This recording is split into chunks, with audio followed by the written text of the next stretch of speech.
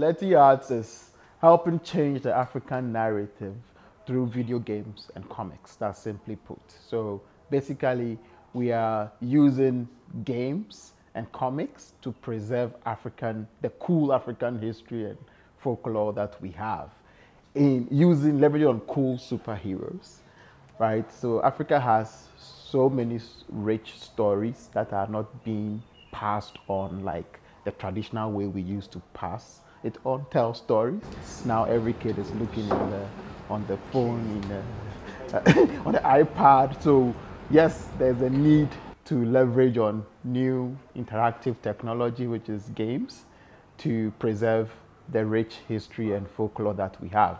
And in doing that too, we introduce into Africa gaming technology, because games, is not something here, but it's the biggest industry in the West. It's bigger than the movie and the music industry combined, if I should be right. And Africa has over 1 billion people. We are over 1 billion people, and that industry is still not here. What kind of challenges have you faced as an entrepreneur?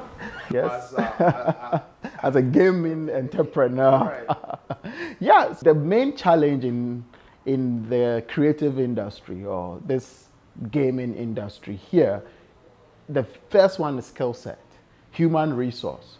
You don't have skilled resources in this field. So you have excellent programmers, you have excellent artists, but they are not skilled in video games. So when you bring them on board, you are challenged to train them, yet still pay them what they are worth, but train them in what they are being paid to do. When you talk about Africa, a lot of people will be like, the gaming industry is non-existent in Africa. Yep. So for you guys who are like really leading the path of the gaming industry, when you talk to people, what is it that they tell you? Are they excited about this gaming industry? Are they, or they're curious about where it's going? Yep, it's a mixture. A lot of curiosity and a lot of doubt before. When you meet someone, you're like, I've never seen someone making games in Africa. Do you, like, how is this? So that curiosity will bring them in. We try to live a full-time life around games. Myself and my co-founder, Wesley Kirinya, we put our lives on this, that we need to make it making only games. So we are programmers.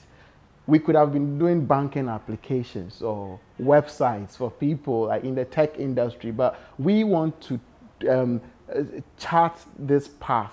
We never had African legends, for example. We just watched this Superman, Spider-Man, yep. But we never had our own kind of people that we look up to. What inspired you to get into that space? The first time I saw Thor in Avengers stop a car with his hammer got me curious about where that power came from. Captain America always saving the city from aliens in the US. Why can't aliens also land in Africa? Black Panther, at least Black Panther is in Africa, but it's being told by Marvel. So we can tell our stories better.